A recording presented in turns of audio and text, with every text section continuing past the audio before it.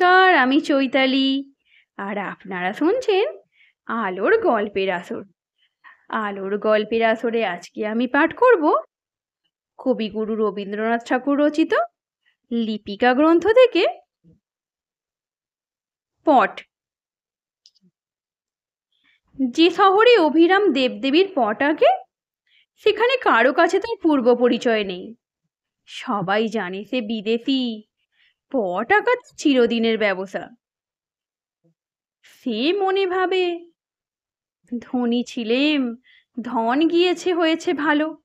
দিনরাত দেবতার রূপ ভাবি, দেবতার প্রসাদে খাই, আর ঘরে ঘরে দেবতার প্রতিষ্ঠা করি। আমার এই মান কে কাটতে পারে? এমন সময় দেশের রাজমন্ত্রী মারা গেল। বিদেশ থেকে নতুন এক মন্ত্রীকে রাজা আদর করে আনলে। সেদিন তাই নিয়ে শহরে খুব ধুম। কেবল অভিরামের তুলি সেদিন চলল না। নতুন রাজমন্ত্রী এই তো সেই কুড়িয়ে পাওয়া ছেলে, যাকে অভিরামের বাপ মানুষ করে নিজের ছেলের চেয়ে বেশি বিশ্বাস করেছিল। সেই বিশ্বাস হলো শীতকাঠি। তাই দিয়ে বুড়োর সর্বস্ব সে হরণ করলে। সেই এলো দেশের রাজমন্ত্রী হয়ে। যে ঘরে অভিরাম পট আঁকে সেই তার ঠাকুর ঘর। সেখানে গিয়ে হাত জোড় করে বললে, এই জন্যে কি এতকাল রেখায় রেখায় রঙে রঙে তোমাকে স্মরণ করে এলেম? এতদিনে বর দিলে কি এই অপমান?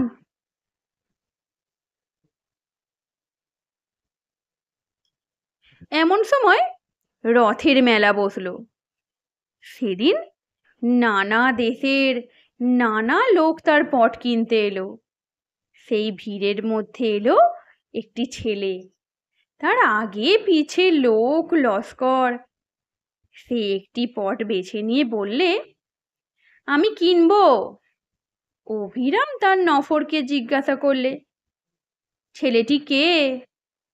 সে বললে, আমাদের রাজমন্ত্রীর একমাত্র ছেলে।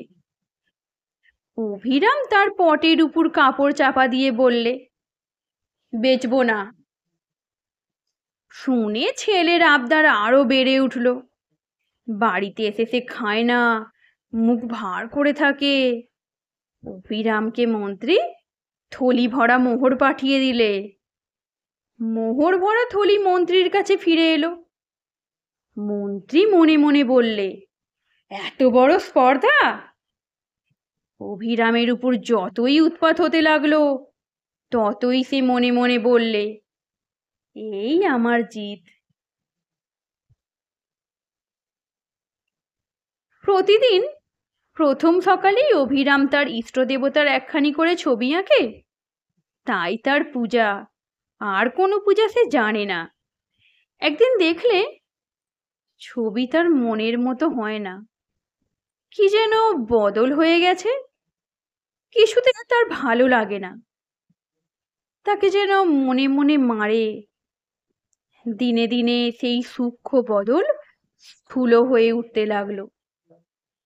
একদিন হঠাৎ চমকে উঠে বললে, বুঝতে পেরেছি। আজ সে স্পষ্ট দেখলে দিনে দিনে তার দেবতার মুখ মন্ত্রীর মুখের মতো হয়ে উঠেছে। তুলি মাটিতে ফেলে দিয়ে বললে, মন্ত্রীরই জিত হলো। সেই দিনই পট নিয়ে গিয়ে মন্ত্রীকে অভিরাম বললে, এই নাও সেই পট, তোমার ছেলেকে দিও। মন্ত্রী বললে, কত দাম? অভিরাম বললে, আমার দেবতার ধ্যান তুমি কেড়ে নিয়েছিলে। এই পট দিয়ে সেই ধ্যান ফিরে নেব। মন্ত্রী কিছুই বুঝতে পারল না।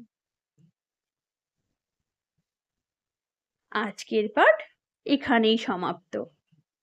পাঠ কেমন লাগলো কমেন্টে জানাতে ভুলবেন না। ধন্যবাদ।